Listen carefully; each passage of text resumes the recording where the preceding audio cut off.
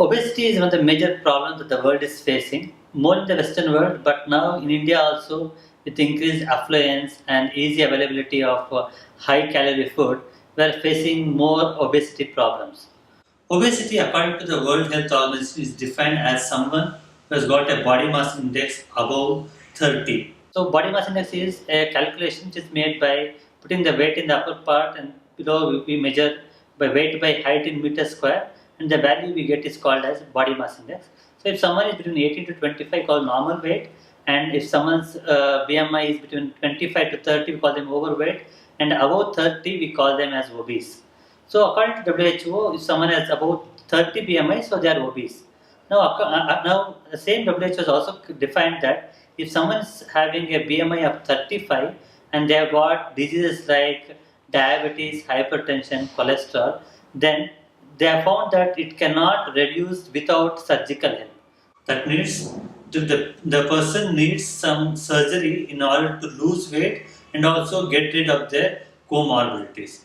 In the same way, WHO goes further and tells that if someone has a BMI of 40 or above, and even if they are not suffering from any comorbidities, then they again need surgical help, because if they continue to have the same weight, they are going to suffer from comorbidities shortly, or their lifespan is going to get reduced.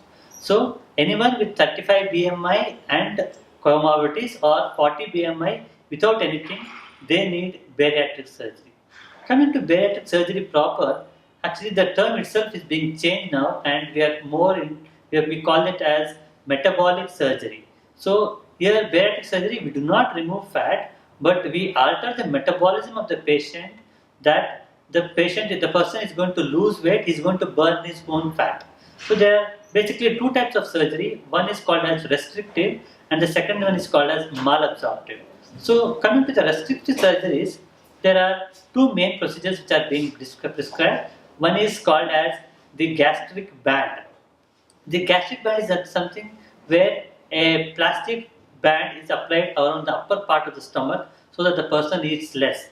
But problem with our country, India, is that we are volume eaters, where we tend to eat more of the carbohydrates like rice, wheat, or ragi in large quantities, because of which we cannot tolerate very low volume foods. So in India, gastric band has not worked. So we resort to another surgery, what we call it as sleeve gastrectomy. In sleeve gastrectomy, the volume of stomach, which is around 1500 ml, is reduced to 300 ml.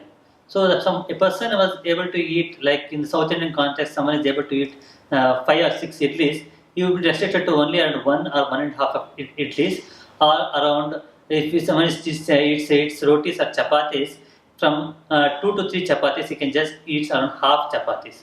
So what is happening here is that the volume is drastically reduced, but however, the upper part of the stomach, which is called as the fundus, which sends signals to the brain telling that someone is hungry, that is satiety center, that is going to be suppressed because we are removing that part of the stomach.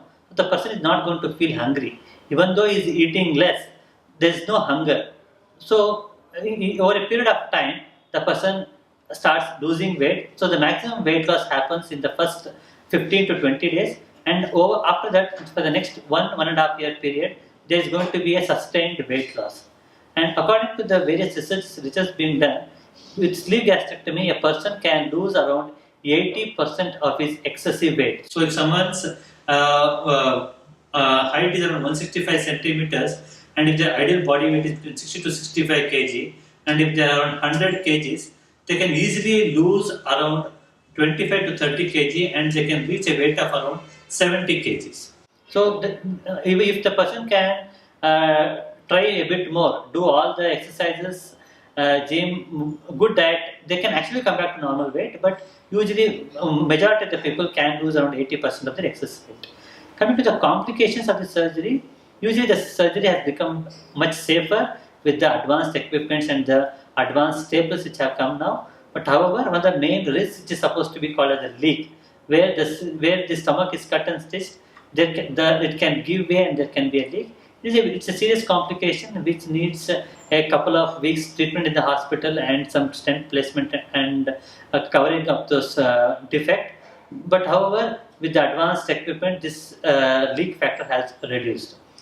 Other factors are basically the overweight causing the compression of lungs and causing pneumonias and blood clot in the lungs. All these factors are accounted before only, and the patient is made to walk earlier, do breathing exercises, and give them blood thinners so that these complications have very much reduced. Long term, these patients can develop vitamin B12 deficiencies and iron deficiencies, because of which these people are given supplements for a couple of years, and after that they're monitored post-operatively every couple of months and later every 6 months, to identify nutritional deficiencies early and also correct them.